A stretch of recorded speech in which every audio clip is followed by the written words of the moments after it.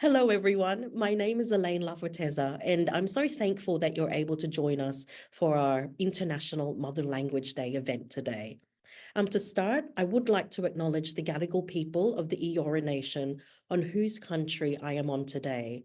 I would also like to pay my respects to elders, past and present, and to all First Nations people here with us today. I invite everyone on our panel and in our audience to please write down what country you're joining from in the chat.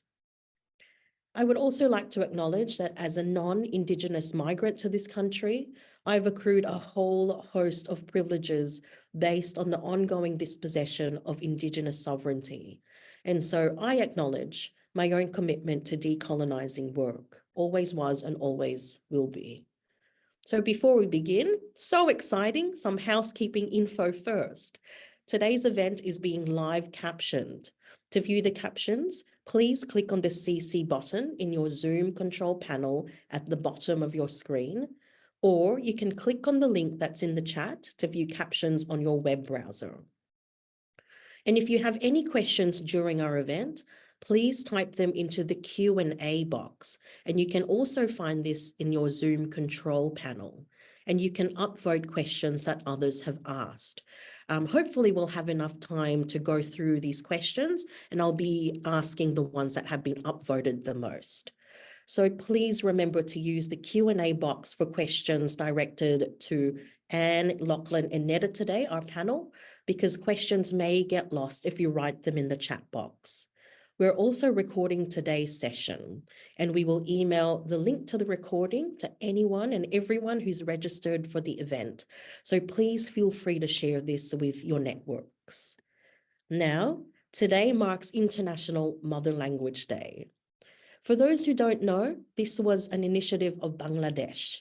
This was a way to redress the injustice of police shooting Dhaka University students when they were rallying in defense of their mother tongue Bangla in the 1950s. The day was approved at the 1999 UNESCO General Conference and has since been observed since the year 2000. UNESCO, in their words, believe in the importance of cultural and linguistic diversity for sustainable societies.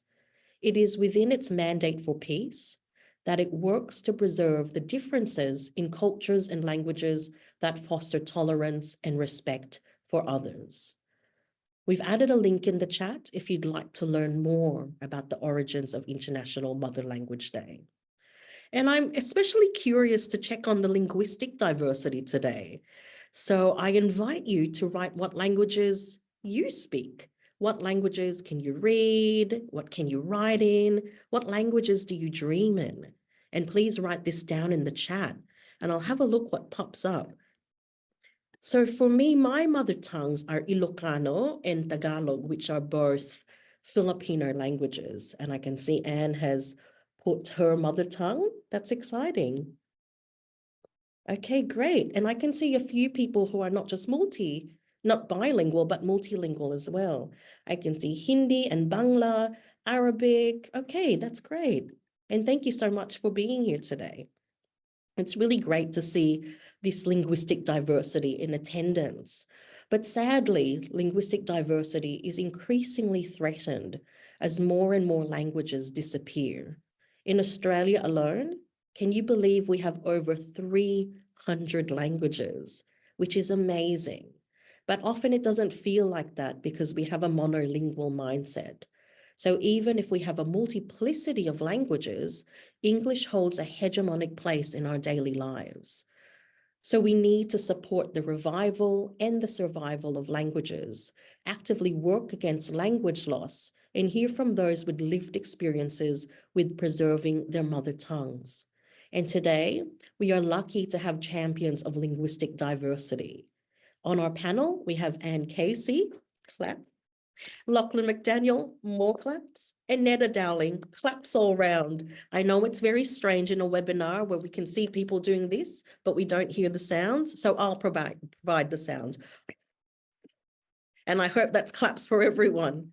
So Anne has worked for 30 years as a journalist, a media communications director and legal author. She is also an internationally award-winning poet. Anne's work is widely published, ranking in the Irish Times Most Read and winning awards including the American Writers Review Prize and the Henry Lawson Prize. Anne's doctoral work at UTS explores decolonizing lost histories through poetics of resistance. Welcome, Anne. Mila Buikas, thank you so much. Oh, maraming salamat.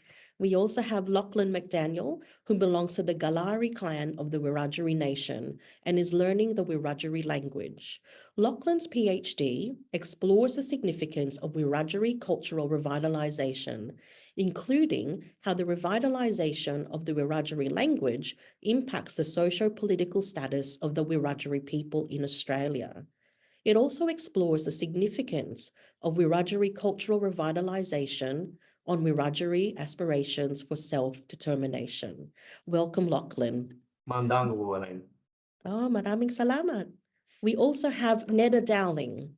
Neda is an advocate for social justice and equality and is passionate about addressing the challenges faced by asylum seekers and refugees while promoting inclusivity for the LGBTQIA+ community.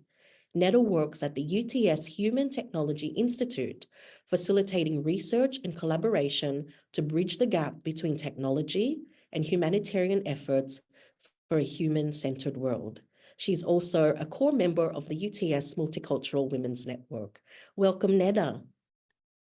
Tashakar Elaine John, which means thank you so much, Elaine. Oh, maraming salamat, Neda. And I am so thrilled to be having this discussion with a brilliant group of people. And I'd like to kick off with this question to everyone. What is your mother language? And can you introduce yourself in your mother tongue? I'll start with Anne. Eve, everyone. Hello, everyone. My mother language is Irish, Gaeilge, which is a Gaelic language, but the Irish version of Gaelic is called Gaeilge. And to introduce myself, Eve Galer, is Misha Onyani Kahasi, to Anna Ohs Arm Ave Ansha live, Lakela live in you. So that means, hello, everyone. I'm Anne Casey, and I'm really thrilled to be here together with you all today. Well, beautiful. Thank you so much, Anne. And I'm going to pose the same question to you, Lachlan. Thank you. So my mother language is the Wiradjuri language, the language of the Wiradjuri people. I would say my first language is English. It's the language that I grew up with and I'm most proficient in. To introduce myself, I would say Inagang Balangbo, Giberbang Lambo, Mojigang Galang, Yerdo Marang, Palado Wiradjuri Giber, you will not be Galari. So ladies, gentlemen, and friends, good day to you all. My name is Lachlan. I'm a Wiradjuri man. Oh, beautiful. Thank you so much, Lachlan. And how about you, Neda? What is your mother language or languages? And can you introduce yourself in them? Absolutely. So I speak two languages. As Elaine mentioned, that I'm an advocate for asylum seeker. I am myself an asylum seeker. So I grew up in Indonesia for the majority of my life, for over 12 years. So I speak Bahasa, which is the Indonesian's national language. And I also speak Dari, which is Afghanistan's one of the national language as well. And to introduce myself, I would like to introduce myself in both languages because both languages hold quite dear meaning to me. So I'll start with Dari, which is Salam, Asmama Nadas, which is hi, my name is Neda. And in Indonesian, it would be hello, nama aku Surya. Now, you might have noticed that I didn't say Neda in that sentence because I do have an Indonesian name, and my Indonesian name is Surya. Oh, wow. Well, thank you. Maraming salamat, Surya. I didn't know that until today. So that's really interesting how even names and roles and your identity changes within the different language codes as well. I'm going to stay with you, Neda. Can you tell me a moment where you felt most proud of speaking either Dari or Bahasa? Absolutely. I would say I am so grateful that I was taught how to speak Dari. Coming from refugee background and having lived in so many different places. In particular, I would say the most heartwarming moment was to be able to speak with my grandma. My grandma's sole language is Dari, and without, being taught Dari and knowing how to speak that, I wouldn't have been able to communicate with her. So it just communicating with her, but also that's a way for her to share her stories as well. That's what I love doing the most. Yeah. That's really beautiful, Netta, the way that you can connect to your grandma and how language is the way in which that family ties and kinship become strengthened. I'm going to ask you, Anne, can you tell us about a moment where you felt most proud of speaking your mother tongue? Oh gosh, that's a hard one. I definitely am very proud to use our language to try and reclaim lost histories, which is, what I'm doing through my doctoral work at UTS. But I also use Irish I've threaded through my poetry. And I guess one thing I really, really love, and I'm very privileged to be able to do, is each year I'm invited to welcome new Irish immigrants to Australia as part of their Australian citizenship ceremony. So I always say Cúpla Foca lá Scéalga, which is a few words in Irish. And if I could also, I'd like to just say, I always give an acknowledgement in our language to Australia's First Nations people. So I would say Tuge Momos Dó Shanori Avi Agus Ató Ann Fós, which means I pay tribute to their elders who were and who are here still. That's amazing, Anne. And I really love the way that you use your mother tongue to acknowledge First Nation sovereignty as well. So I often find with discussions about indigenous sovereignty or reconciliation that it's often a black and white divide. So what happens to those that don't necessarily fit neatly in those categories or have different languages, but you put it in language, which shows that we are all accountable for this process and to be in this together. So thank you so much for that. I think that's a great takeaway from me personally, to do that in my own mother tongue as well. So thanks, Anne. So Lachlan, tell us a moment where you felt most proud of speaking your mother tongue. I think my most proud moment was in my first Wiradjuri lesson class. So I did a graduate certificate in Wiradjuri Language and Cultural Heritage at Charles Sturt University, just completed it recently. And the content of that course was based off the work of Uncle Stan Grant Sr., who's the reporter Stan Grant's father. And he had to learn the Wiradjuri language in secret for fear of being removed from his family. Didn't go through the process of revitalizing and documenting our language until later in his life. And so to be able to speak the language in a university setting while Uncle Stan's still alive, when he's within his lifetime, going from seeing the language being in a state of having to be taught in secret to being included in a university degree, I think that was my proudest moment of speaking the language.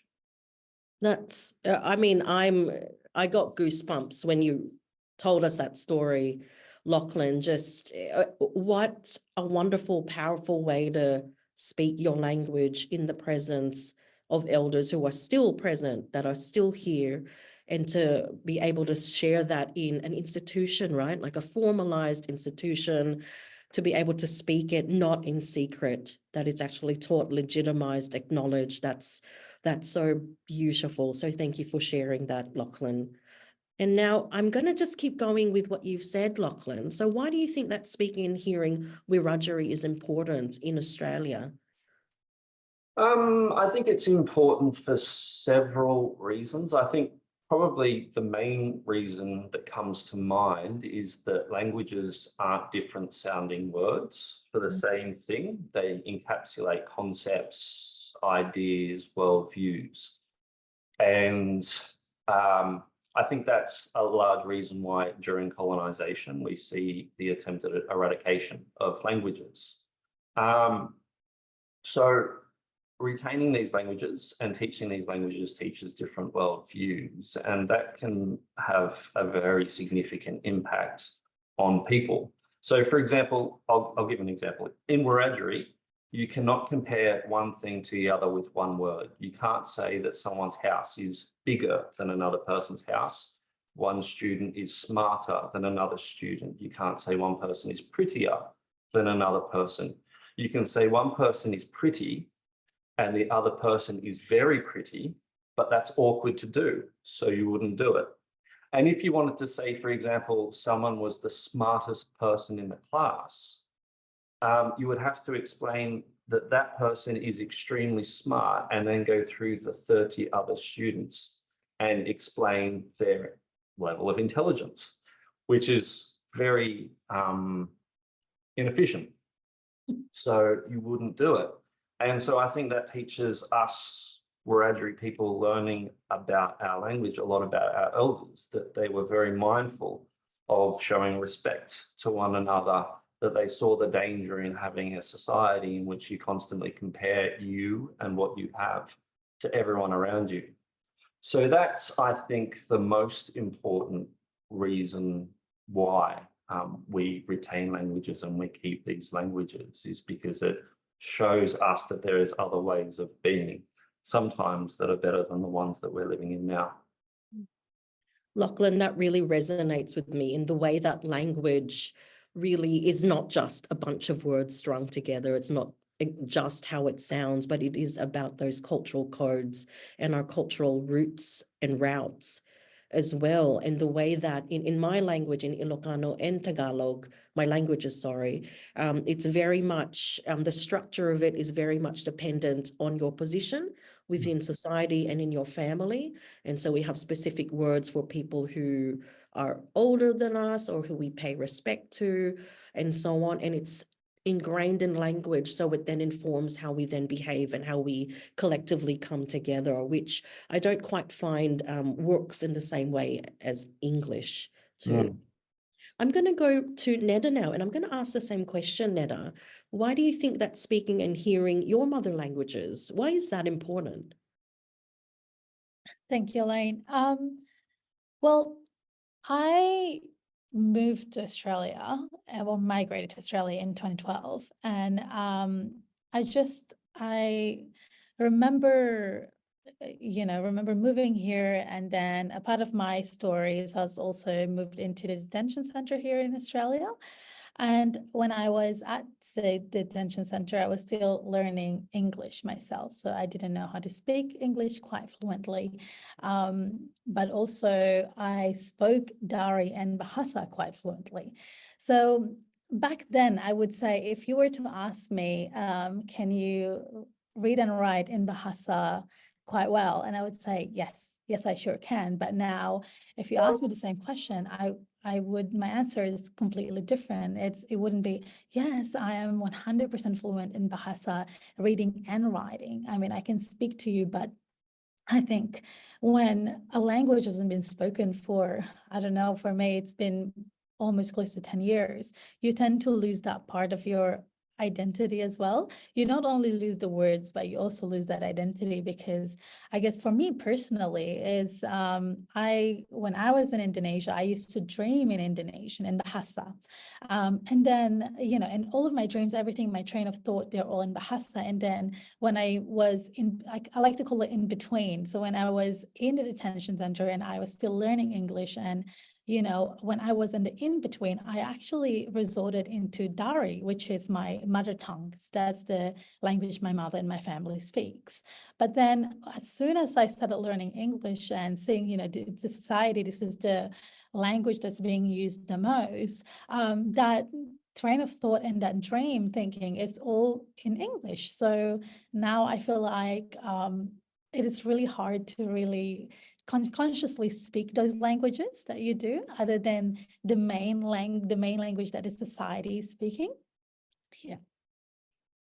Thank you so much for sharing that, Neda, and also how it connects you to different times and places, that it's very much context specific and place based. And the way that you told us that you used to dream in your languages too, I can relate to that. I can't recall the last time I dreamt in Ilocano. I think randomly sometimes Tagalog, but it's really boring dreams, like I'm grocery shopping. So I mean, I could use better dreams, I think. Then hopefully it will be in Ilocano soon. But I'm going to turn to you now, Anne, and with the same question. Why do you think that speaking and hearing your mother tongue is important? Well, firstly, can I say I almost have whiplash from nodding to Netta and Lachlan's points about their language, because I nodded so much. Where to start, really? I guess, you know, it was quite shocking to me to see in 2021 that UNESCO put Irish Gaeilge on the list of the top 12 most at-risk languages in Europe, because I grew up fluent in Irish, and it was so deeply culturally important to us. I use it now to, Lachlan was talking about his grandparents' story, and for me, it's about reclaiming the voices of my grandparents too, who suffered deep political violence during the War of Independence. So, in 1920. I mean, it's reasonably recent history in our family, because I grew up at their knees hearing just really devastating stories, and my grandfather used to talk about being beaten as a child for speaking in Irish. And so for me, it's just really both deeply personal, but also a political act to keep this language alive. And I feel so passionately, deeply about that. But like Netta's story, and your extraordinary story, I don't have anything like that personally, but for me, I used to think in Irish. I don't remember dreaming in Irish, but I absolutely remember thinking in Irish. And I came here in my mid-20s, so it's 30 years ago. That's really eroded my fluency in my own native language. And it's only been through my seeking to reclaim the lost histories of Irish family immigrants here through my doctoral work, I suddenly started thinking in Irish again. And it's just been like an epiphany, but so joyful. And the best part is that there's poetry coming out in Irish, and I just love that. And I hope that, that will be a good way of getting it out into, the public sphere again. Thank you so much for the work that you're doing in that regard, Anne. And what I'm also hearing is this sense of, people have to speak their language in secret, or people are beaten because they speak in their language, or it's been dreamt out of you. It's chased away from your dreams and in a way that means, okay, you're assimilated now. You are part of the comfort zones that bound this nation, what's acceptable, what's intelligible, and so on. And when I was growing up in the Philippines, there was an element to that wherein we would be fined if we spoke in a language other than English. So this was immediately tied to how much money we had. Could we buy something from the canteen today? Oh, no, we can't, because I spoke in Ilocano. And we were encouraged to inform on our classmates as well. So if we heard someone, oh, they're speaking in Tagalog, ay ala, bakit kasta? Oh crap, I spoke it too. I lose my money. But then you get rewarded for informing on another person as well. So it's just such an insidious way to tie cultural and economic capital to English, which, yes, that is true in this global economy that we have, but then the loss of that is quite significant, wherein we can't even dream in the languages that our mothers, fathers, grandparents were raised in as well. And so that connection is lost too. Now, Anne, what you're saying about bringing poetry, and especially Irish poetry, more and more of that. Can you tell us more about that and your research in general? Thank you. Yeah, and like Lachlan said, through colonization, in controlling the dominated population by erasing their language and their culture, it it really, you know, sort of is a very, as you said, insidious form of control. And that's what happened in Ireland. So the language and culture were prohibited. So my research is exploring the lost histories of Irish famine immigrants to Australia. So as a result of colonization, the devastation of the famine in Ireland was far, far greater.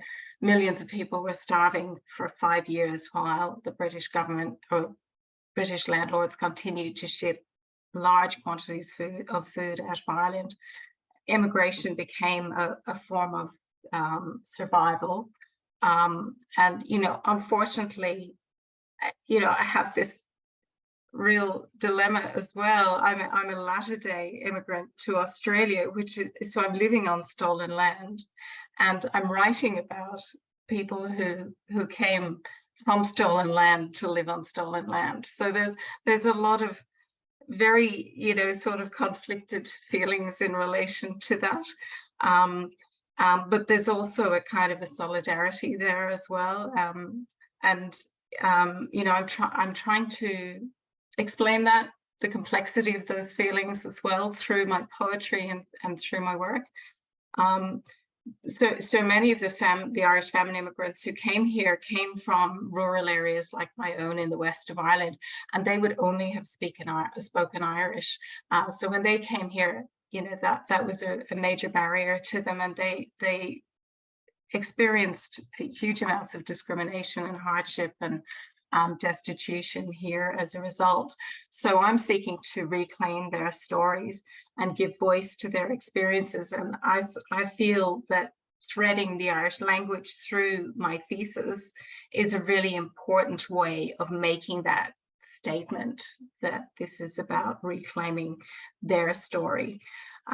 So I've threaded some of the Irish language, like through epigraphs in the chapters, through the exegetical writing, but then I've also written a poetry collection, which is going to be published as a book. My publisher in Ireland has agreed to publish it, and so the poetry also has an immersion in Irish. And while I was visiting a workhouse where some of these families were broken up and people died and were detained in various ways, standing outside, the Irish language just came flooding back to me. And so I wrote a poem, which I think is the one you read, or you might have listened to on the Red Room Poetry site. So sorry, that's a very mixed up way of telling you what I'm doing, but it's really about, you know, resisting the silencing in many different figurative ways and literal ways. You know, not a very mixed up way at all, and very articulate and elegant way of phrasing your research, and especially the complexity of doing so on stolen land, coming from stolen land to another context where land is also unceded, and the need for solidarity, that it is a form of solidarity to do this kind of research, but the work that needs to go into creating and maintaining that solidarity is not lost in what you've told us, which is great. Now I'm going to move to Lachlan. Can you tell us more about your research and your experiences of learning your mother language? Yeah, sure. So I'm researching the revitalization of hereditary cultural practices, one of which is the language. And I'd say that the language revitalization has been the practice that's been going on for the longest and has probably progressed the furthest, but also looking at things like the creation of our possum skin cloaks that weren't made for more than 150 years, our carving and our weaving traditions, in addition to the language too. So my research is essentially looking at how and why people reintroducing these practices after sometimes more than a century. And then when people do reintroduce these practices, what impacts do they have? And particularly around our socio-political status as First Peoples within Australia. A large part of that research is the telling of people's stories about how they came about to undertake hereditary cultural revitalisation. Again, that work of Uncle Stan Grant Sr. In revitalising the language is key. his experiences of, well, seeing his grandfather being arrested by the police for speaking the Wiradjuri language in Australia, to having to learn the language in secret, to having to remember as a man, I believe in about his 40s, what he'd been taught as a child and rewrite that with the aid of colonial accounts of the Wiradjuri language through to where we are today. So that's more or less, I suppose, the gist of what my research is covering. God, it's just such necessary, important research, Lachlan. And I've told you this before, but I'd love to read any part of it. Yeah, so I'm fans of everyone on this panel. So feel free to send me all of your work my way. I'm just going to read a comment on the chat from one of our audience members. And Ruma says, the joy each of you feel in the ownership you obviously feel about your own language is palpable. Thank you so much. As a translator from Bangla to English, I feel that the diaspora need to feel this joy, even if it is secondhand via my explanation. Thank you so much for writing that comment, Ruma. And yes, this is a joyful day because we are talking about resistance. We are talking about continuity and homage to our heritage as well. And on that, I'm going to ask Neda, do you have any stories that are either heartwarming, hilarious, maybe full of joy to do with being multilingual? Oh, Elaine, I do. I have so many stories. So hard to choose one, but I'll try my best to tell you the best story. Yes, so as you all now know, I do speak in Dari and Bahasa. One of the story that pops up when you ask me this question is when I first was released into the community from the detention center here in Australia. So I was released into Sydney, and you know, being a refugee for 12 years before that, living in Indonesia, you do make a lot of connection, a lot of friendship. And I remember one of my best friend from Indonesia, who was also a refugee, was also an Afghan refugee, who's become a diaspora here in Australia. Their family also lived in Sydney, in Auburn more specifically. So we were invited to a mehmoni, which means a gathering of people. And usually in my culture, a gathering, it's not just 10, 15 people, we'll have around like hundreds, like 100 of people, I think max. And it is separated by gender as well, like in my culture. So I was with all the women, all the girls, all the babies. So we're all, you know, congregating and, you know, chatting and discussing life and see, you know, how they're doing, how we're doing. And the women are responsible for cooking as well. And at this one moment, the gas tank had run out. I mean, they were cooking for 100 people, so they needed more gas. So my best friend's mom said, hey, Angela, can you please go next door and ask them if we could borrow their gas tank? And, you know, mind you, we're all teenagers. We're only like 13, 14, so preteens. And, you know, she went, oh, okay, do I really have to? I was like, fine, I'll go and ask it. And of course, this conversation happened in Dari. And I was quite new. I haven't seen them in about like 6 to 7 years. Like it's been so long since I've seen this family. And they also knew that we just recently got out of the detention center. So, you know, we went over to the neighbor, and I don't know, it's just like, I feel like it's such an ethnic thing to do, to go to your neighbor and ask for a gas tank.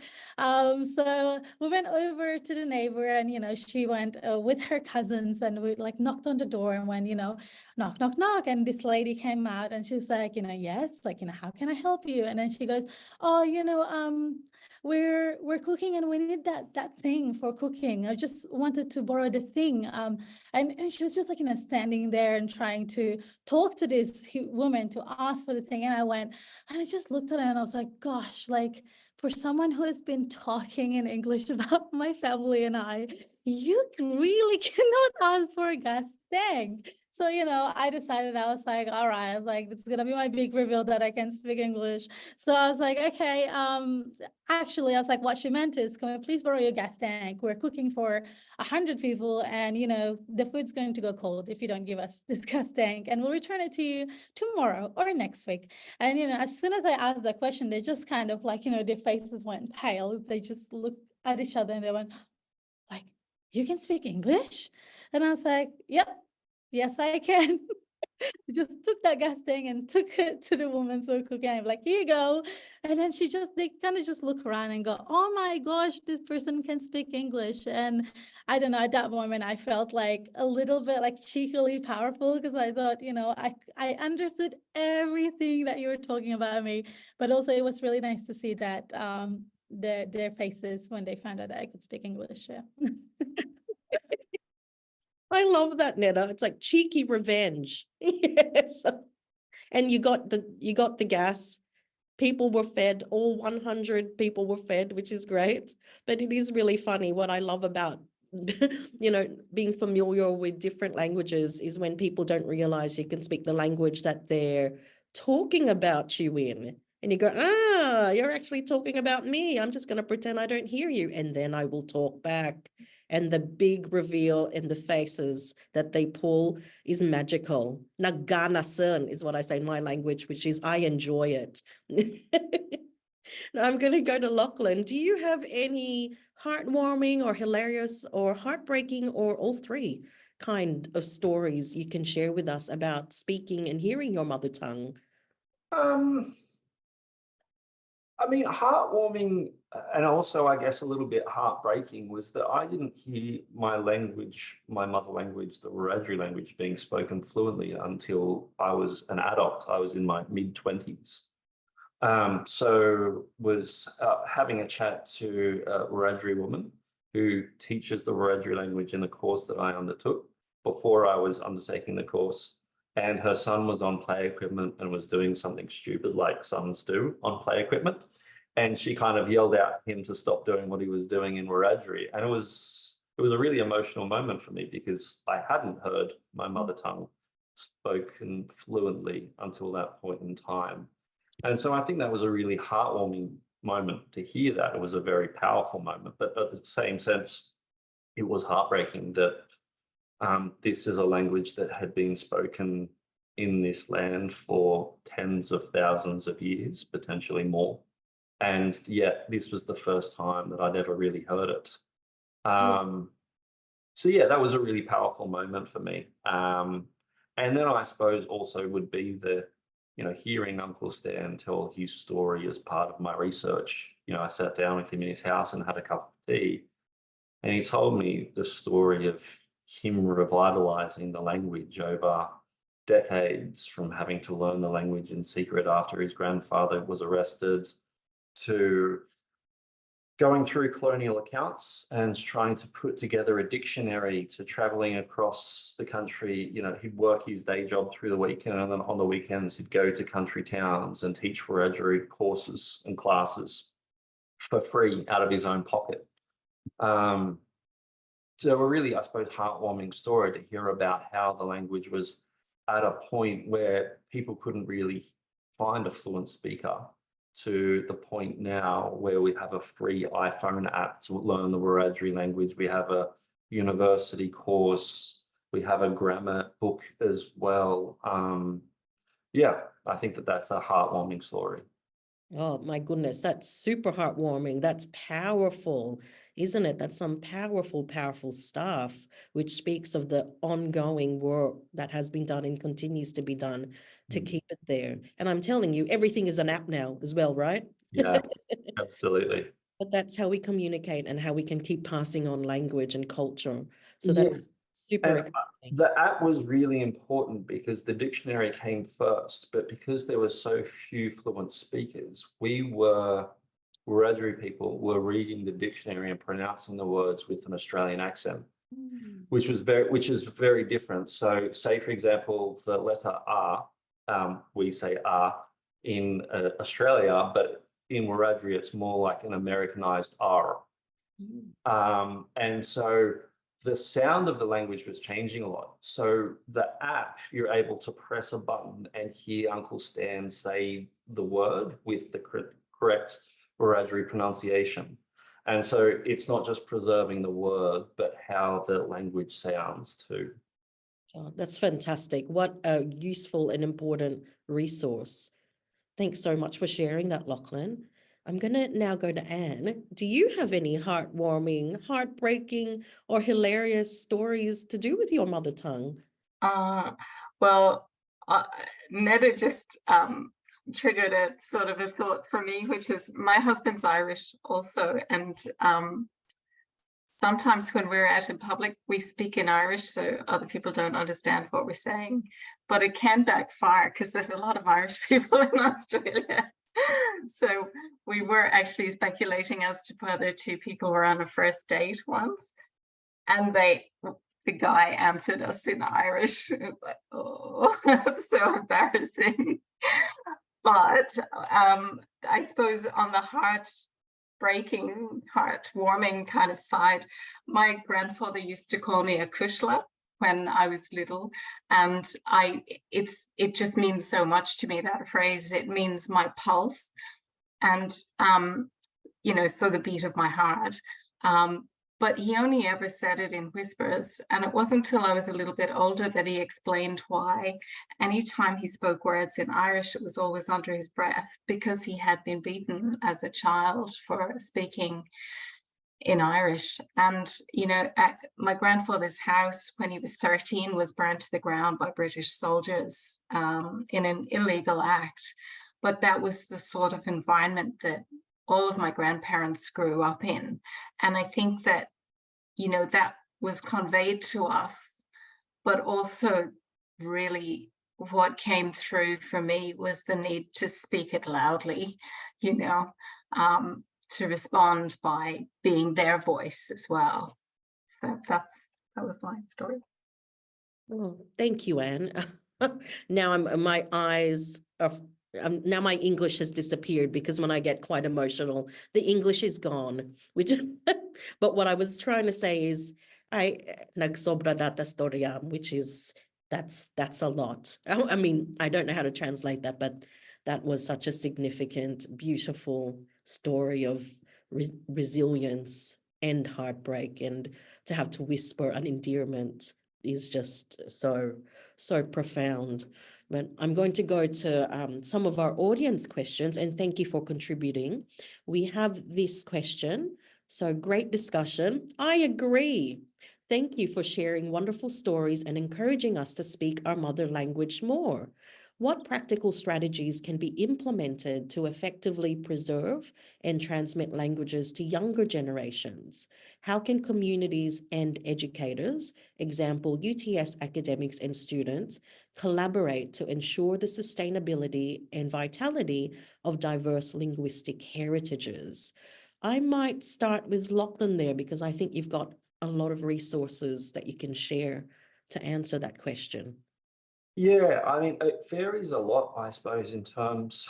A great thing to have is different forms of media, whether it's music, film, television, radio, and to listen to your language in that. Sometimes that's possible and sometimes it's not.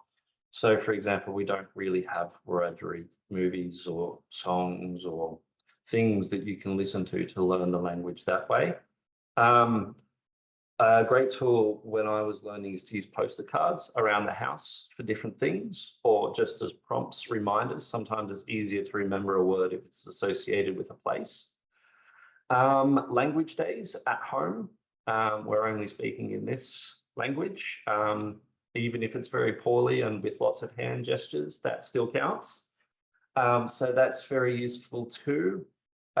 I think having Zoom and these kind of online meetings have been a great tool for learning languages when you aren't able to speak the language with other people very often, when it's very much a minority language. So that's something that is useful as well.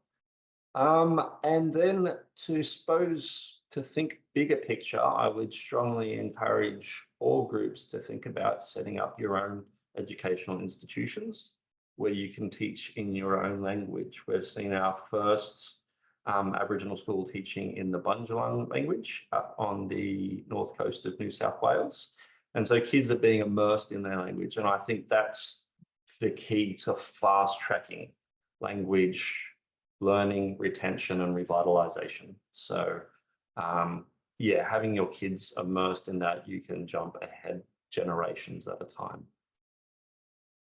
Yeah, and targeting the youth to carry that on is a really, well, I think one of the best ways to do that. I'm trying to teach my kids my mother tongue's failing, I have to say, but I really resonated with when you said language days, even if it's a lot of hand gestures and it's not that great, but to keep persisting. I think that ongoing persistence and to recognize that it's hard work, but it's necessary work if we want to get to the stage where it becomes normalized. I'm going to ask that same question to Neda. What practical strategies can be implemented to effectively preserve and transmit languages to the new generation or the younger generation? Thank you, Elaine. Well, what I have been doing and what I find the most useful, I've kind of been trying to train my Instagram algorithm to show me feeds of people speaking in my language. So I've been following a couple of content creators who are diaspora Afghans. So they make content in both English and Dari. And basically, I just found out that, by listening to these kids, I can, become familiar with the way the language is being written. And, in Dari, I did go to Sunday Dari school here in Australia, and I found that quite helpful as well. But I guess my reading level is quite that of a primary school kid. So it's just been really nice to just see that and having those words written on my day-to-day stuff that I consume anyways, regardless. So instead of just doom scrolling, I don't know, doing online shopping and looking at dresses, it's really nice to just have some a little break from that and go, oh, wait, that's actually oh, that's the word for in Indonesian. I forgot the word for the color black. I was like, I don't remember what that color is in Indonesian. I was like, oh, item, that's right. That's the word for the, or, I have a wife, and I was like, I don't know what the word for wife is in Dari. And I go, oh, Zan, that's what it is, and going, actually, now I know this thing. It's just kind of like my memories being triggered by that interaction there with the social media, but also something else I've been doing. I've been trying to train my partner to speak in Dari as well, just, one language at a time. And I don't know, I'm a bit of a nerd here, so I'm just going to full disclosure. So we watch Dragon Ball Z, and there's this planet called Namek. And my partner really loves salt, and I go, okay, well, let me teach you the word for salt, which is namak. So I was like, it sounds quite familiar to namak, and I went, okay, now every time you want salt, if she goes, hey, can you pass me the salt? I was like, no, you have to tell me that, what's the password, which is namak. Yeah. Oh my gosh, that's hilarious, Neda. What's the password? No, that's great. And also because it's so practical, not the threatening, but the way that you can go to something that's really familiar, that you use every day, something that's not a challenge to get to, something that's accessible is really important. Now, Anne, how about you? What kind of strategies can be implemented? Well, first, I love that idea of setting your algorithm so that you're exposed to more of the language. That's wonderful, Neda. I guess I do that in a more analog way. I seek out, I suppose poetry really speaks to me, to my heart. So I do seek out poetry, but I find I'm really fluent off the page. So I really love that idea that both Lachlan and Neda said about you really need to listen, you have to hear the voices. And then when I think about that, that's how it really comes back, Sorry, I've got a frog. And that sort of reminds me of the fact that, yes, absolutely, art, I think, is a really great way of bringing people back to the language, bringing the language back out to people. And the Irish Film Festival in Australia does that really well. They really seek out Irish language films with subtitles, and it's the most beautiful way to experience our language, but also to get a sense of the culture and the immersion of that language. And I loved what Lachlan said also about place names, because in Ireland, place names are, you know, sort of based on traditions of place. I think quite like maybe the First Nations approach too, and in describing the landscape by reference to legend or to events that have happened there, and how the land was formed through that. And because of that, because I know so many place names, all those words come back because they have Dubh for black, or Canuck for hill, or, you know, Canuck Patrick because St. Patrick climbed that hill, or whatever, you know. So that, but in practical terms, I think things like film, and actually one of my poems, I did do a sort of a video film of it with, I spoke the poem in Irish and then have the English subtitles, and then I spoke an English translation of the poem with Irish subtitles, so that, and I also had it filmed at the location that inspired the poem. So I felt like that was kind of an immersion in both the language and what had inspired me to return to the language.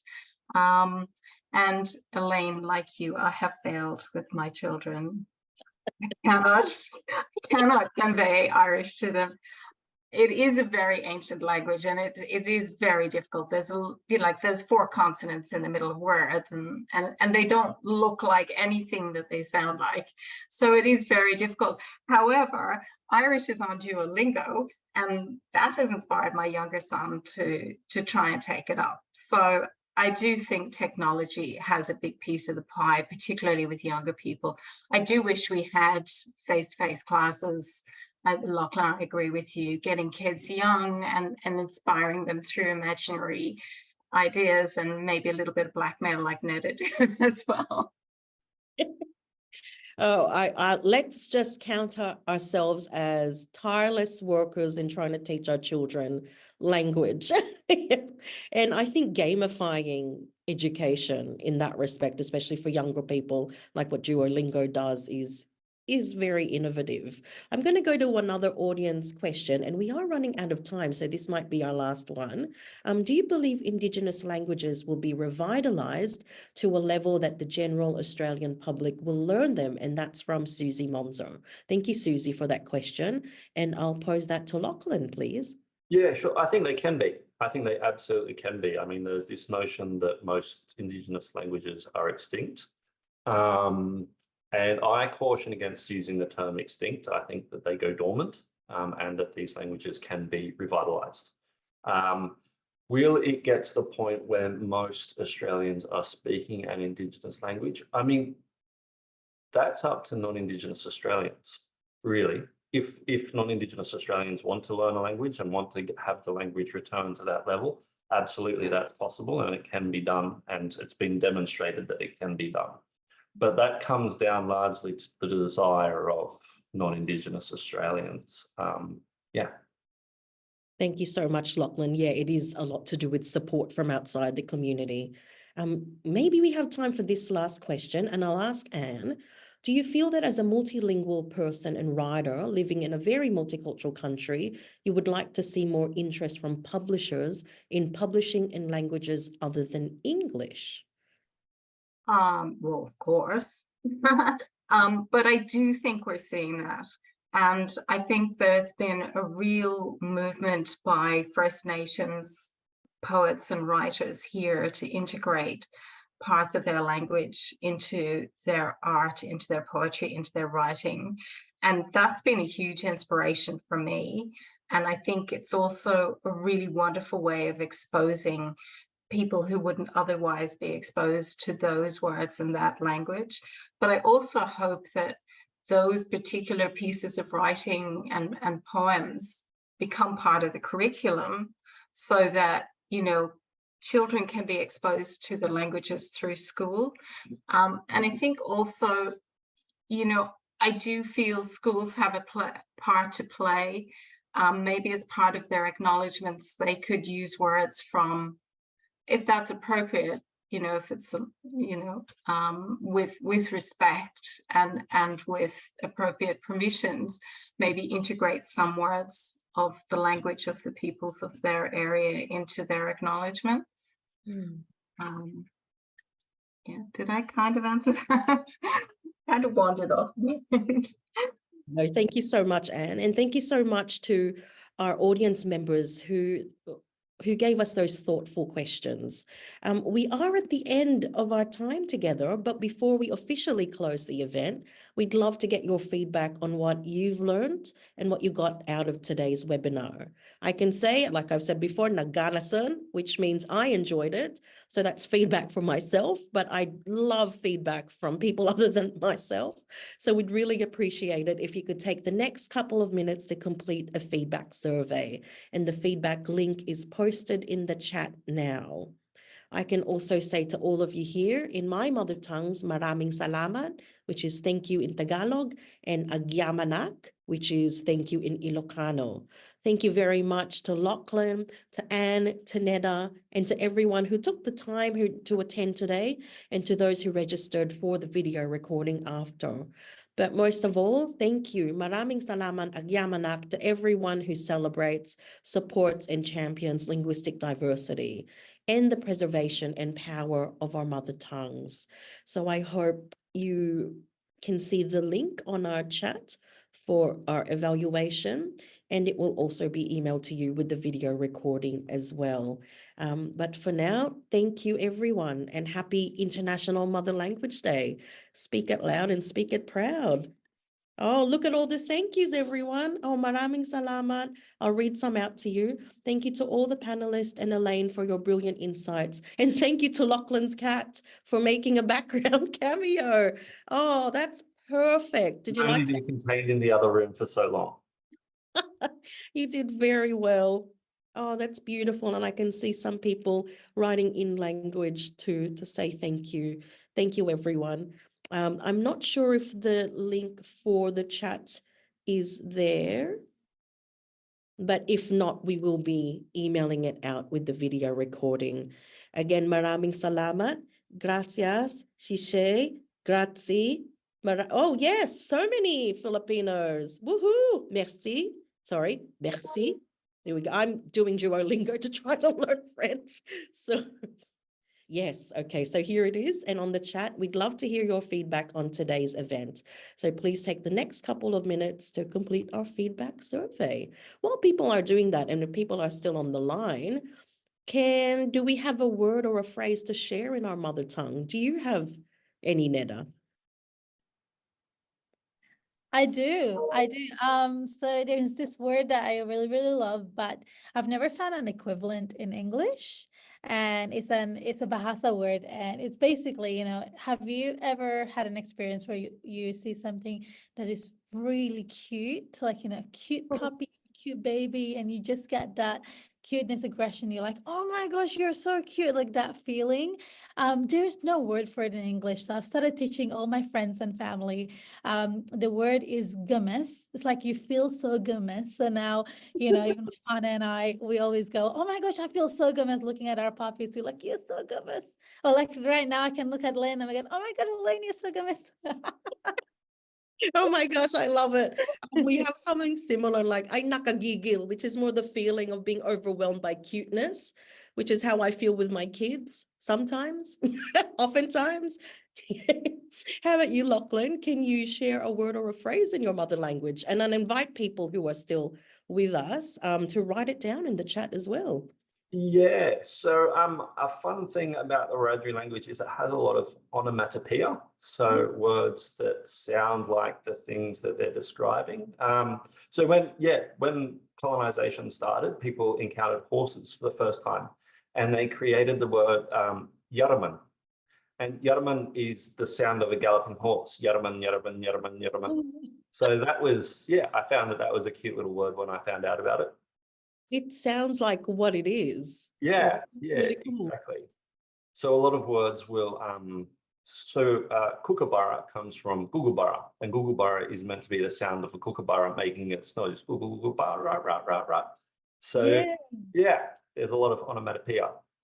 Oh, that's really cool. How about you, Anne? I love those. I can't in any way compete with that. We do have over 300 ways of saying rain because it is Ireland. I won't bore you with those. I thought I would give you a blessing, which is it's a parting blessing, which is slán, which means health. So it's wishing you health and safety. And if you're ever going out with an Irish person to socialize, you can just lengthen that to sláinte, which is cheers. Oh, sláinte. Oh, I just have Okay. water, everyone. So, but good health to all of you. And thank you again for being here and celebrating all our mother tongues. Whatever we speak, I celebrate them with you. So thank you very much. And that is the end of our webinar. Oh, hold on. Is it the end? This isn't one word, but my kids always say that I use colloquial Bangla when I'm not happy. Oh, my kids can relate because I do discipline in Ilocano. I don't know what that says. And I leave you with that. Thank you, everyone, and hope you have a wonderful day. Bye.